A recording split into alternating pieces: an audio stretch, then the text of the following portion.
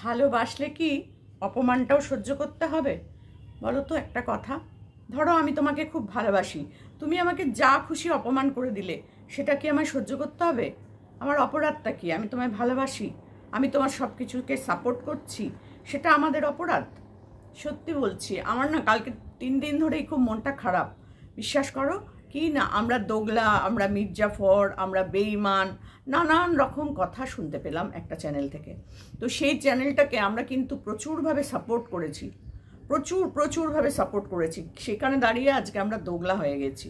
তো কাকে নিয়ে কথা বলতে এসছি নিশ্চয়ই বুঝতে পেরেছো, যে দোগলা দোগলা দোগলা বলছে সবাইকে। তো মানে যে একবার লাইভে বলে শান্তি পায়নি, দ্বিতীয় দিন আবার কালকে ফোন করেও বলছে আমি আমার ডিসিশন থেকে একদম নড়বো না, যা বলেছি ঠিক বলেছি।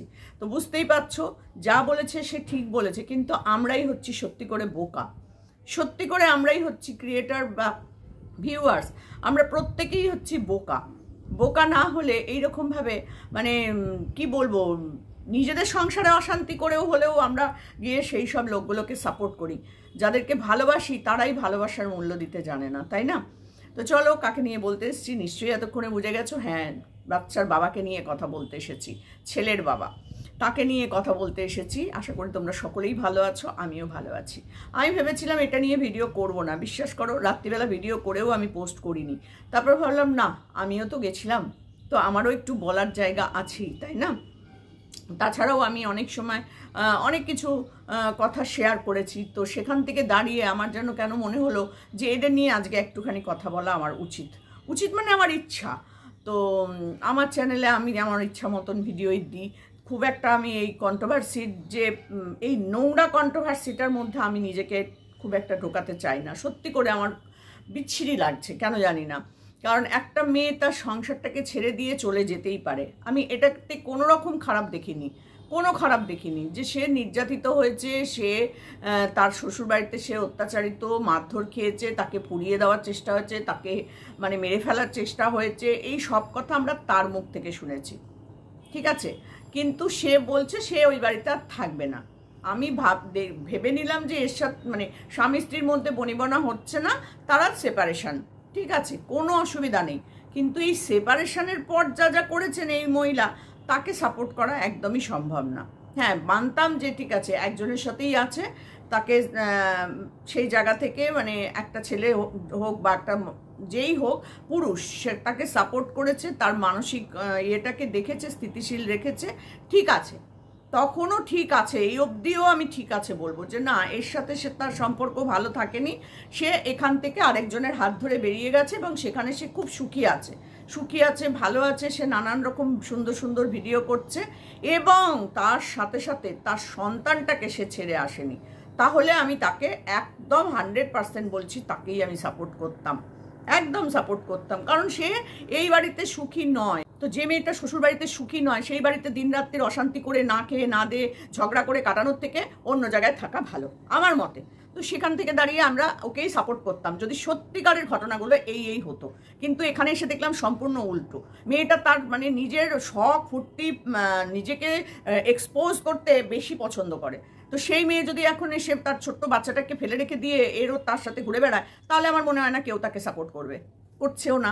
যেগুলো ওর টাইপের গোত্রের পাত্রের বা ওর থেকেও নিম্ন রুচি সম্পন্ন, সেইগুলো ওকে সাপোর্ট করে, বাদ বাকি আর কেউ না। তার আগে সবার আগে হচ্ছে দালালটা, যে দালালটাকে সবাই আগে হাত ধরে, বুঝেছো কিনা? ওই দালালটা হচ্ছে একদম প্রমোটার, এইসবের প্রমোটার আর কি, ও বুঝেছো? যেমন এই যে ফ্ল্যাট বাড়ি টাড়িগুলো সব কেনা বেচা করে প্রমোটাররা, ও হচ্ছে প্রমোটার, এইগুলোকে প্রমোট করে। হ্যাঁ, জমি খালি আছে আমি নিয়ে কিনে নেবো, জমি খালি আছে আমি কিনে নেবো, এই হচ্ছে এই প্রমোটার দালালটার কাজ, বুঝেছো? এ অন্যকে দালাল বলে, কিন্তু এই হচ্ছে দালালের রানী, বুঝেছো? তো সেই রকমই আর কি একজনই আছে। আর বাদ বাকিগুলো ওকে যারা সাপোর্ট করে তারা ওই স্ট্যান্ডার্ডের গোত্রের পাত্রের বা তার থেকে নিম্ন রুচি সম্পন্ন, সেই জন্য আমরা ওকে সাপোর্ট করিনি। কিন্তু তোমাকে তো আমরা সাপোর্ট করেছিলাম, তার কারণ তুমি ওই ছোট বাচ্চাটার বাবা এবং বাবার যে দায়িত্ব সেটা তুমি ঠিকভাবে পালন করেছো, তাই। তারপরে তুমি তোমার মা বাবা, তুমি তোমার সংসার, বাড়ির কাজ, ঘরের কাজ যেভাবে দেখাও, সেটাতে আমাদের মনে হয়েছে তুমি সঠিক। তারপরে যা যা ঘটনা ঘটেছে সেগুলো দেখে আমাদের কিছু সময় কিছু কথা বলতে হয়েছে। তার জন্য আমরা দোগলা, তার জন্য আমরা বেঈমান, তার জন্য আমরা মির্জাফর, এটা কিন্তু ভালো লাগলো না। যাই বলো তাই বলো, আমি যদিও এতটা বিশেষ কিছু ভিডিও করিনি, তার সাথে সাথে কিছু কথা আজকে না বলে পারলামই না, সত্যি বিশ্বাস করো। যেটা হচ্ছে যে তোমার বাড়ি আমরা যখন গেছিলাম, আমরা কিন্তু কেউ বিনা পয়সায় খেতে যাইনি। আজকে তুমি দোগলা বলছো বলে এই কথাটা আজকে বলতে হচ্ছে। এর আগেও আমরা বলেছিলাম যে আমরা কেউ বিনা পয়সায় খেতে যাইনি, কিন্তু 500 টাকা করে দিতে হবে। আমি টাকাটার এটাও তুলে দিলাম, কারণ 500 টাকা করে দিয়ে তারপরে ওখানে একটা ফিস্ট হওয়ার কথা ছিল, যেখানে বাংলাদেশ থেকে আরও কয়েকজন আসার কথা এবং তাদের সাথে দেখা হবে, তোমাদের সাথে দেখা হবে, তার থেকেও বড় কথা সোনা বাবার সাথে দেখা হবে বলেই কিন্তু আমরা এত দূর থেকে কষ্ট করে ওখানে গেছিলাম। আমি কিন্তু অনেকটাই দূরে থাকি, অনেকটা দূরে থাকি। তো তোমাদের কৃষ্ণনগর যেতে আমার বাড়ি থেকেই 2 ঘন্টার উপরে টাইম লাগে, 2-2.5 ঘন্টা। তারপর ওখান থেকে আবার অতটা ভেবে দেখো, কৃষ্ণনগর থেকে বাতকুল্লা, সেটাও আমি গেছিলাম অনেক কষ্ট করে। আগের দিন গীতাদির বাড়ি চলে গেছিলাম, গীতাদির বাড়ির থেকে আবার এসেছিলাম সেই কোথায় যেন জায়গাটার নাম আমি জানি না, সেখানে দেবশ্রী ছিল। তারপর ওখান থেকে দেবশ্রীর গাড়ি করে আমরা তোমার বাড়ি যাই। আর তার আগে ওই গীতাদির বাড়ি বগুলা থেকে তোমাদের বাড়ি আসার যে জায়গাটা আমি নাম জানি না, সেই জায়গাটা অবধি কিন্তু আমরা বাসে করে এসেছিলাম। প্রায় 1 ঘন্টার উপর লেগেছিল বাসে করে আসতে। তো বুঝতেই পারছো অনেকটাই কষ্ট করে এসেছি আমরা, কিন্তু যথেষ্ট বয়স্ক না। তুমি ওখানে তোমার ভিডিওর মাধ্যমে বলেছো যে কেউ কেউ তো আবার বয়স্কও আছে, তারা আমাকে ছেলের মতো দেখে, তারা আমাকে ভাইয়ের মতো দেখে। সত্যি করেই আমরা তোমাকে ছেলে বা ভাইয়ের মতনই দেখি, দেখতামও। তো সেখানে দাঁড়িয়ে তুমি এইরকমভাবে অপমান করে দেবে না, সত্যি খারাপ লাগছে। হ্যাঁ জানি তুমি আমাদের ভিডিও করতে বলোনি, তোমাকে নিয়ে ভিডিও করতে বলোনি, কিন্তু যখন আমরা করেছি তখন কিন্তু তুমি নাও করনি। তুমি যদি তখন থেকে বলে দিতে যে আমাকে নিয়ে কেউ ভিডিও করবে না, আমার ভিডিও ক্লিপিংস কেউ ইউজ করবে না, আমার ছবি ইউজ করবে না, আমার ছেলের ছবি ইউজ করবে না, তাহলে হয়তো আমরা কেউ করতাম না। কারণ আমাদের প্রত্যেকেরই নিজেদের একটা সম্মান রয়েছে, তাই না? এইভাবে সম্মান নষ্ট করার জন্য আমরা এই বড় বড় ক্রিয়েটার বলো বা আদার্স কোনো ক্রিয়েটারকে আমরা কিন্তু সাপোর্ট করতে আসি না। আমরাও কিন্তু ভিউয়ার্স, আমরা ভিডিও করি তাই আমরা ক্রিয়েটার, কিন্তু আমরা তোমাদের কাছে তো ভিউয়ার্স, তোমাদের ভিডিওগুলো আমরা তো দেখি, তা আমরা তোমাদের ভিউয়ার্স। তো তুমি ভিউয়ার্সদেরকে এরকমভাবে অপমান করলে পরে আজকে তোমার চ্যানেলের ভিউজ কমে যাওয়ার মূল কারণটাই হচ্ছে উগ্রতা, এত দম্ভ। দম্ভ কখনো কিন্তু ভগবান সহ্য করে না, জানো তো, কোনো কারণ না। এই এক দেখলাম গামলার দম্ভ, দেখো আজকে তার পরিস্থিতিটা কি। আর আজকে দেখো তোমার দম্ভ, তুমি আজকে ক্রিয়েটার মানে ভিউয়ার্সদেরকে ক্রিয়েটারদেরকে অপমান করছো সরাসরি। আর এদের জন্য কিন্তু তুমি আজকে এই এতটা জায়গায় উঠেছো। কে চিনতো বলো তো এরকমভাবে আলাদা করে তোমাদেরকে? কেউ না। দুজনের একসাথে মিলে এসে কিন্তু মাই ভিলেজ লাইভ, তো সেই ভিলেজ লাইভে এসে এইরকম কাদা ছোড়াছুড়ি তোমরা শুরু করেছিলে না, কেউ দেখতো না আর তোমাদেরকে। এতটা নোংরা জায়গায় চলে যাচ্ছিলে, তুমি তো হারিয়েই যেতে যদি এই ক্রিয়েটার, এই কন্ট্রোভার্সি ক্রিয়েটার সীমা যদি না যেত তোমার ওখানে। সত্যি করে বলো তো, তুমি এইভাবে স্পট মানে তোমাকে তোমার উপরে এতটা হাইলাইট হতো কি? হতো না। কারণ আমরা সবাই কিন্তু প্রথম ভিডিওটাই করেছিলাম টিনাকে নিয়ে, নামটা বলে ফেললাম, ওকে নিয়েই আমরা প্রথম ভিডিওটা করেছিলাম, সবাই সাপোর্ট করেছিলাম তখন ওকে। তোমার সমস্ত কিছু তুলে ধরার আগে আমরা কিন্তু ওকে সাপোর্ট করেছিলাম, বুঝেছো? আজকে কিন্তু কেউ, আমরা যারা তোমাকে সাপোর্ট করি তারা কেউ কিন্তু ওকে সাপোর্ট করি না। আর সেখানে তুমি আমাদেরকেই এইভাবে এরকমভাবে অপমান করছো, এটা কি ঠিক? অপমান করার পরেও আমি তোমাকে নিয়ে বা তোমার চরিত্র নিয়ে একটাও বাজে কথা বলবো না, আগেও বলিনি এখনো বলবো না। শুধু একটা কথাই বলবো, যখন ওই নানান রকম মেয়েদের সাথে তোমাকে জড়ানো হচ্ছিল, যারা জড়াচ্ছিল, আমরা কিন্তু জড়াইনি, আমরা প্রতিবাদ করেছিলাম। তখন কিন্তু তুমি বলনি যে আমাকে নিয়ে আপনারা প্রতিবাদও করবেন না, বলেছিলে কি? বলনি। যখন এই যোগী মানে যোগা বৌদি, হ্যাঁ, তো সেই যোগা বৌদিকে নিয়ে তোমাকে নিয়ে কথা কাটা মানে গুলো উঠলো, নোংরা ভিডিও এসেছিল, নোংরা ভিডিও। এই দালাল তো সব থেকে বেশি নোংরা ভিডিও করেছিল। যা বলার তুমি এই দালালটাকে বলো, সব থেকে যদি নোংরামো কেউ করে থাকে তোমার সাথে, সেটা হচ্ছে এই দালালটা। তুমি ওকে বেইমান বলো, তুমি ওকে যা খুশি তাই বলো, ওটা হচ্ছে নাম করা মার্কা মারা দালাল, বুঝেছো তো? ও একবার এর গালে চুমু খায়, একবার ওর গালে চুমু খায়, যেটা আমরা অন্তত করি না। কিছুদিন আগে ওই গামলার পা চেটে একদম সাফ করে দিয়েছিল, এখন আবার সেই পায়ে নোংরা লাগাতে বসেছে। এ হচ্ছে এই ধরনের মেয়ে ছেলে। তো ওকে বলবে যা বলার, আদার্স কাউকে তুমি কিন্তু এগুলো বলতে পারো না, কারণ আমরা প্রথম থেকেই সাপোর্ট করে এসেছি, সাপোর্টই করে যাচ্ছিলাম। কিন্তু তুমি যখন বলেছো নাম নিতে না, বাচ্চার বাবা করে বলতে হয়েছে। তারপরে আবার নানান দিক থেকে শুনেছিলাম তোমার নাম ইউজ করা যাবে না, তোমার ফটো ইউজ করা যাবে না, এই হবে সেই হবে। আমরা কেউ কিন্তু করিনি। খুব অপমানিত বোধ করেছিলাম আমরা, সত্যি বলছি, খুব অপমানিত বোধ করেছিলাম। তারপরে আবার সেম জিনিসটা তুমি আবার করলে। তো এই যোগী বৌদিকে নিয়ে তোমাকে যে নোংরা কথা বলা হয়েছিল, তার পেছনে কারণটা কি? তুমি কি নয়? যখন ওই প্রথমবারের মেয়েটাকে নিয়ে কথা বলা হয়েছিল তুমি কোনো মুখ খোলোনি। দ্বিতীয়বার যখন একে নিয়ে কথা বলা হলো তখন তোমার খুব গায়ে লাগতে শুরু করলো, খুব গায়ে লাগছিল। তুমি আবার দাড়ি রাখা শুরু করে দিলে দেবদাসের মতন। সেই দাড়িটা নিয়েও কিন্তু আমরা সবাই বলেছিলাম দাড়িটা কেটে ফেলো, তোমাকে দাড়িটা মানাচ্ছে না। তখন তুমি কি বলেছিলে? সেগুলো ভুলে যাও কেন বলো? আমরা তোমাকে একটু হ্যান্ডসাম, স্মার্ট, একটা ভালো বুদ্ধি সম্পন্ন, একটা সুস্থ স্বাভাবিক ছেলে হিসাবে দেখতে চেয়েছি, যে যাকে দেখে তোমার ছেলেটা ইমপ্রেসড হবে যে আমার বাবা এইরকম, আমার বাবা এই অন্যায়ের বিরুদ্ধে প্রতিবাদ করেছে, আমার বাবা এইটাই। সবাই বলেছিল ছেলেকে কি শিক্ষা দেবে, বেচু তো বেচে বেচে খায়, এই করে, ছেলেকে বেচছে, কে বেচছে, নিজেকে বেচছে, এইসব কথাবার্তাগুলো আমরা শুনেছিলাম। কিন্তু আমরা কিন্তু রুখে দাঁড়িয়েছিলাম। কিন্তু আগে আমরা দাঁড়াবো কেউ? মনে কি হয় এরপরেও? জানি না, তোমার ভিডিও তুমি যেরকম ভাবে খুশি করবে, আমরা তো কিছু বলতে পারি না বলো জোর করে।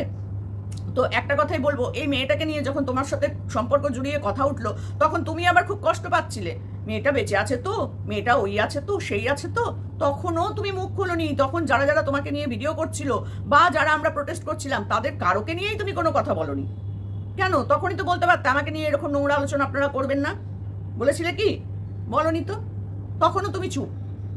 আহ, সুন্দর কথাবার্তা, মানে কোনো ব্যাপারেই তুমি কথা বলবে না। যখন তোমার মানে এক্স ওয়াইফের বিরুদ্ধে গিয়ে আমরা কথা বলবো, তখন তোমার খুব মজা লেগেছিল। তখন তুমি কিন্তু একবারও বলনি যে না ওকে নিয়ে ভিডিও করবেন, না আমাকে নিয়ে ভিডিও করবেন, কোনোটাই বলনি। না আমার ছেলেকে নিয়ে ভিডিও করবেন, তখন খুব ভালো লাগতো। যখন আমরা গামলাকে নিয়ে বলতাম, তখন কিন্তু তুমি খুব আনন্দ উপভোগ করেছো। আজকে যখন তোমার ঘাড়ের ওপরে এসে সেই জিনিসগুলো পড়ছে, তখন তুমি নিতে পারছো না। এটা তো হয় না বলো? আজকে আমরা কন্ট্রোভার্সি ক্রিয়েটার, আমরা যেটা ভালো দেখি সেটা যেমন বলি, যেটা খারাপ সেটাও বলি। যদিও আমি একটু কমই ভিডিও করি এইসব সংক্রান্ত বিষয় নিয়ে, তো সেখানে দাঁড়িয়ে আমি যেহেতু তোমার বাড়ি গেছিলাম, বিশ্বাস করো বিনা পয়সায় ওখানে ফিস্ট হচ্ছে জানলে হয়তো আমরা যেতাম না, আমাদেরকে কিন্তু বলা হয়েছিল 500 টাকা করে লাগবে, সেখানে খাওয়া হবে মাটন, ডাল ভাত মাছ এইসব হবে, আর তার সাথে সাথে 500 টাকা করে দিতে হবে। আমরা কিন্তু ওই 500 টাকাটা দেওয়ার জন্য, মানে দিতে হবে এইসব ভেবে টেবে যাইনি। আমরা ওই 500 টাকাটাকে ধরেই নিই যে ঠিক আছে 500 টাকা দিতে হবে, সেটা বড় কথা নয়। আমরা ওরকম ফিস্ট অনেক করি, কিন্তু আমাদের সাথে দেখা হবে বাংলাদেশ থেকে যারা আসছে, তাদের যারা আমাদের ভালোবাসার মানুষ ছিল, এখন আর তারা অন্য গ্রুপে চলে গেছে, অন্য দিকের মানুষজনকে ভালোবাসে, তারা আমার সাথে হয়তো কখনো কখনো একটু আধটু হলেও কথা হতো। তো ভেরি রিসেন্ট এখন আর হয় না, আমার লাইভে আসতো, আমার সাথে দু একটা কথাবার্তাও হতো, এইটুকুনি ছিল একটা সম্পর্ক। এখন আর সেটাও আর হয় না। তো সেখান থেকে দাঁড়িয়ে আমার সাথে কিন্তু কারোর কোনো অশান্তি, ঝগড়াঝাটি, কোনো কথা কাটাকাটি কোনোদিন কারোর হয়নি, কখনো হয়নি। তো না বাংলাদেশের কারোর সাথে, না আমাদের ইন্ডিয়ার কারোর সাথে। আমি কিন্তু করি না, আমার ভালো লাগে না। তো আমার লাইভে আসতো, আমি কিন্তু সবাইকে খুব সম্মান দিয়ে কথা বলতাম, প্রত্যেককে। তো যাদের ভালো লাগে না তারা হয়তো আসে না। আমি কিন্তু কাউকে কোনোদিন অপমান করে তাড়িয়েও দেবো না, আর কাউকে আবার হাত পা ধরে টেনেও আনবো না। এখন আর সেই দিনটা ইচ্ছা করে না, বিশ্বাস করো। মানে খারাপ লাগতে লাগতে এমন একটা জায়গায় আমার মনটা চলে এসেছে, যেখানে খারাপটাকে আর খারাপ বলে মনে হয় না। মনে হয় এটাই এরকমই, মানুষজন ওয়াইটিতে এরকমই, না এখানে সম্পর্ক হয়, না এখানে কোনো ভালোবাসা হয়, না এখানে মানে কোনো বন্ধুত্ব হয়, কোনো কিছু হয় না। ইউটিউবের কোনো মানুষের সাথে কোনো কিছু হয় না। তুমি যাকে যত বেশি ভালোবাসবে, তুমি তার কাছ থেকে তত বেশি আঘাত পাবে। আর বড় বড় ক্রিয়েটার হয়ে গেল তো বাবা, তারা তো ধরাকে সরা জ্ঞান করে ফেলে। তারা তো ভাবেই না যে এই ভিউয়ার্সগুলোর জন্যই আজকে আমি এখানে এসেছি, ভিউয়ার্সদেরকেই অপমান করে, যেটা তোমরা করছো। তো সেখান থেকে দাঁড়িয়ে সত্যি বলছি, আরও যদি কখনো কোনো প্রয়োজনে কোনো সময় কারো বড় ক্রিয়েটারের বাড়ি যেতে হয়, আগে 10 বার ভাববো যে যাবো না যাবো না, যাবো না যাবো না। কারণ এরাই তো আবার কোন সময় বলে বসবে তুমি এই, তুমি তাই, তুমি তাই। ক্রিয়েটারদের বাড়ি যেতেই নেই, ভিউয়ার্সদের বাড়ি যাও তাও ভালো। যারা ভিডিও করে না তাদের বাড়ি যাও, তোমার ভিউয়ার্সরা তারা হচ্ছে ভগবান। তুমি তাদের বাড়ি যেতে পারলে মনে করবে নিজেকে ধন্য, বা তারা তোমার বাড়ি আসলে তুমি মনে করবে যে হ্যাঁ তুমি একটা ভালো কাজ করেছো বলে আজকে এই অচেনা মানুষটা তোমার বাড়ি এসেছে। কিন্তু ক্রিয়েটার হয়ে ক্রিয়েটারের বাড়ি যাওয়া আমার মনে হয় না খুব ভালো একটা কাজ। কারণ কোন সময় তার মন মতি ঘুরে যাবে তোমার উপর থেকে, ব্যাস ক্যামেরা খুলে বসে পড়বে, সরি, খুলে বসে পড়বে। এই তো হচ্ছে ক্যারেক্টার। এই 4 বছর ধরে এটাই তো দেখলাম। তো আমাকে বলবে হয়তো তুমিও তো এই কাজটাই করেছিলে, বড় ক্রিয়েটারের বাড়ি গিয়ে ক্যামেরা খুলেছিলে। হ্যাঁ খুলেছিলাম তো, খুলে তো ছিলাম, অস্বীকার তো করি না কোনো সময়ের জন্য। করেছিলাম তো, ভালো লাগেনি করেছিলাম, মিথ্যে কথা বলেছিল করেছিলাম, অপমান করেছিলাম। কিন্তু আমি যদি কাউকে সেটা না করি, তাহলে তো নিশ্চয়ই সে আমাকে নিয়ে ভিডিও করতে পারবে না বলো। কেউ যদি বদনাম করার জন্য করে, তাহলে সে নিশ্চয়ই পারবে, যেমন করেছেও অনেকে। তো সেখানে তো বাধা দিতে পারবো না। সেই জন্য ক্রিয়েটারের থেকে সাবধান, ভিউয়ার্সরা অনেক ভালো, ক্রিয়েটারদের থেকে সাবধান, আমি সবসময় এটা মনে করি। তো আমাদের সব থেকে বড় ভুল হয়েছে তোমার বাড়িতে গিয়ে ওইভাবে খাওয়া দাওয়াটা। এখন মনে হচ্ছে যে আমরা যদি কেউ এরকম ভাবে না যেতাম বা না খেতাম, তাহলে মনে হয় আজকে এই দোগলা কথাটা হয়তো আমাদের শুনতে হতো না। কারণ ভিডিও টু ভিডিওই সবাই করে, কেউ তো আর বানিয়ে বলে না। বানিয়ে বলে দোগলাটা, যেটা মেন দালাল, ওইটা বানিয়ে বলে। ওটা বিশ্বের সমস্ত কিছু চোখে ওই ঘরে বলতে বসে বসে দেখতে পায়। গডনগর তো, ওখানে সব ঠাকুর দেবতাদের স্থান। তো তো সেই জন্য ঘরে বসে কে কোন ছেলের সাথে শুচ্ছে, কে ভাসুরের সাথে শুচ্ছে, কার শাশুড়ি ছেলের থেকেও ছোট বয়সী ছেলের সাথে শুয়ে পড়ছে, কার চরিত্র খারাপ, কার বরের চরিত্র খারাপ, কার শাশুড়ির চরিত্র খারাপ, এইসব সে দেখতে পায় ওই দালাল বসে বসে। সেই জন্য সে সবাইকে নোংরা নোংরা কথা বলে। আবার যখন একটু দেখে যে এই তো আবহাওয়া উল্টো দিকে যাচ্ছে, অমনি নিজের ভোলটাকে পাল্টে নেয়। এই এতদিন ক্যাথাকে সাপোর্ট করে করে করে করে পা চাটলো, এখন ক্যাথার বিরুদ্ধে গিয়ে নোংরা কথা বলছে। বাচ্চাকে না আনিসনি, বাচ্চা ওই করিসনি, তুই কটা ছেলের সাথে শুবি, তোর এই জ্বালা, তোর ওই জ্বালা, কেন রে কেন? তুই তো ওকে বুদ্ধি দিয়েছিলি যে বাড়িতে ফিরবি না কোনোদিন, কোনো সময়ের জন্য এই বাড়িতে আসবি না, কোনোদিন আসবি না। আর এই যে গর্ধবটার জন্য বাড়ি ছেড়েছিল তাকে তো কমিউনিটিতে দিচ্ছিলি, আবার ফোনে তোর সাথে কথাবার্তা হয়েছিল। তুই আবার কোন দিক থেকে এসে সাউগাড়ি মারতে আসিস, বড় বড় কথা বলিস, অসভ্য মেয়ে ছেলে কোথাকার। নিজেকে করছি খুকে সাজিয়ে সাজিয়ে নাচ করছে, রিলস বানিয়েছি, ওই হয়েছে রিলসের ছিঁড়ি। মা গো মা, দেখলে পরে হাসি পাচ্ছিল আমার। আবার দেখে তোমরা বলো, যারা বলবে তারা সব কানা, এরম অন্ধ, এরম চোখ তাদের, বুঝেছিস তো? অসভ্যগুলো এসে জোটে, আর এদের জন্য আমাদেরকেও শুনতে হয় উল্টোপাল্টা কথাবার্তা। তো চলো এটুকুনি বলতে এলাম যে সত্যি করেই তোমার বাড়িতে যে এইভাবে খাওয়াটা, যদি জানতাম যে তুমি খাওয়াবে লাস্ট পর্যন্ত পয়সা নেবে না, সত্যি বলছি আমরা মনে হয় অনেকেই যেতাম না, অনেকেই আমরা যেতাম না, তার মধ্যে আমি একজন। এটা আমি বলতে পারি, যাকে ভালোবাসি তার কাছ থেকে না সত্যি খারাপ কোনো কথা শুনতে ভীষণ কষ্ট হয়। যেমন দোগলা কথাটা আমি আরও একজনের কাছ থেকে শুনেছিলাম, আমি কেঁদেছিলাম, আমি প্রচণ্ড কেঁদেছিলাম যে আমি এইরকম, আমাকে এরকম বলছে। তো সেই ক্ষতটা না মনের মধ্যে থেকেই যায়। একটা কাঁচ যখন তুমি ভেঙে ফেললে দেখবে সেই কাঁচটা কিন্তু জোড়া লাগলেও দাগটা কিন্তু থেকে যায়। তো সেই দাগটা কিন্তু আমার মনের মধ্যে থেকেই গেছে। তো আবার এইরকম কথাবার্তা শুনছি, সবাইকে বলছো তুমি, সমস্ত মানে ক্রিয়েটার, সবকে না, কিছু কিছু মানুষকে তুমি বিশেষ করে মেনশন করছো, বুঝতেই পারছি। কিন্তু আমিও তো তোমার বাড়ি গেছিলাম, তাই না? আমিও তো একজন বয়স্ক মানুষ। তো সেখানে দাঁড়িয়ে আমারও কিন্তু ভীষণ ভীষণ লজ্জা লাগছে আজকে, খুব লজ্জা লাগছে, নিজেকে খুব ছোট মনে হচ্ছে যে কেন গেলাম। আজ পর্যন্ত যাদের যাদের বাড়ি গেছি আমি খালি হাতে কোনোদিন কারো বাড়ি যাইনি, কারোর হাতে কোনোদিন। আর তোমার বাড়িতেও কিন্তু আমি খালি হাতে যাইনি, মিষ্টি নিয়ে গেছিলাম, তার সাথে তোমার ছেলের জন্য এত বড় একটা বন্দুক নিয়ে গেছিলাম। তোমাদের জন্য কিছু নিয়ে যেতে পারিনি, কিন্তু তোমার ছেলের জন্য নিয়ে গেছিলাম, কারণ সোনা বাবার জন্যই মেন গেছিলাম আমি। তো সেখানে দাঁড়িয়ে তোমাদের জন্য মিষ্টি আর এত বড় একটা বন্দুক, খেলনা বন্দুক নিয়ে গেছিলাম, যেটা খটখট করে আওয়াজ হয়, লাইট জ্বলে, সেরকম একটা বন্দুক নিয়ে গেছিলাম। তো তারপরেও সত্যি বলছি, খাওয়াটা খেয়ে না এখন নিজের মনে হয় যেন বমি করে দিতে পারলে ভালো হতো। তো চলো ঠিক আছে, ভগবান আছে ওপরে, আমরা এটাই মেনে নিয়ে চলবো। চলো টাটা।